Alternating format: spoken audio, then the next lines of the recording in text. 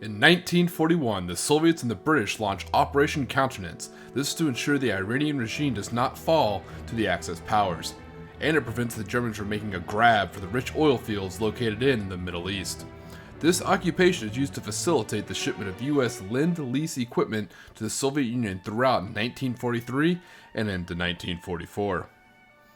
In May 1944, when Stalin declares the Allied powers are enemies of the motherland, the British forces in and around Iraq find themselves confronted by a numerically superior Soviet force occupying the north of Iran, and critically, threatening the Allied access to the oil fields of the region. Neither the British nor the Soviet forces are first-line formations, lacking both experienced officers and the latest equipment being used in combat. Additionally, neither are currently training or preparing to invade Europe. The US presence is limited and largely logistical. The British troops are predominantly from India with a fierce and proud warrior tradition, and whilst the Soviet armies are fully manned, they're not the best trained or equipped units that Russia could field. Both sides' commanders are unprepared for immediate combat operations and lack any clear orders for such an eventuality from their respected governments. June 1944. The British forces, supported by a limited US presence, deployed north to Tehran to counter any potential push by the Soviet 53rd Army. Fortunately for the British, the Soviet forces lack direction and are unprepared for this sudden shift in alliances. A tense standoff ensues. Strategically, this is a critical break for the Allies, whose main focus is fixated on the invasion of Europe. September 1944. Whilst neither side enjoys clear direction from their governments, skirmishes erupt all over the front line. Allied and Soviet soldiers come into conflict for the first time in the war.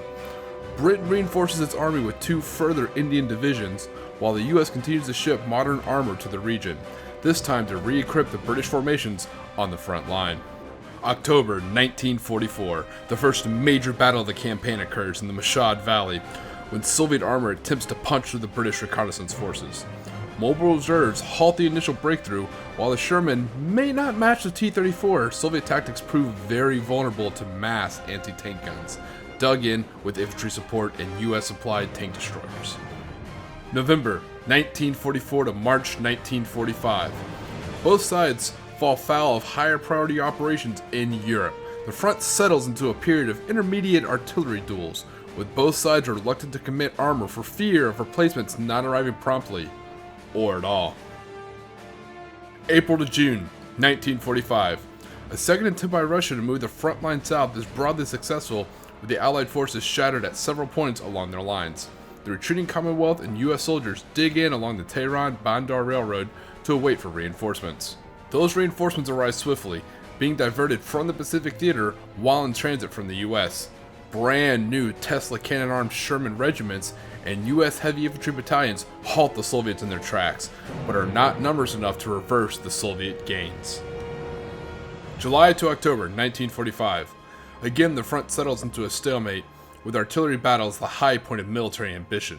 Soviet high command is slow to regenerate their combat strength, and the Allies are reluctant to engage in a third theater, whilst progress in Europe and the Pacific remain uncertain. November to December 1945. Despite Turkish efforts to cement an alliance with the UK and US to secure its protection, pressures from the Soviet Union and Germany risk toppling the government of the young republic. Implied Soviet aggression over access to the Mediterranean and demands to pressure the Germans in the Balkans force the Turkish Republic's hand.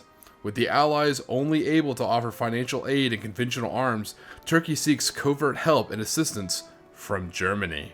The first German tactical advisors arrive in November of 1945. Gifts of Riftek armor and weapons promised, but follow on more slowly.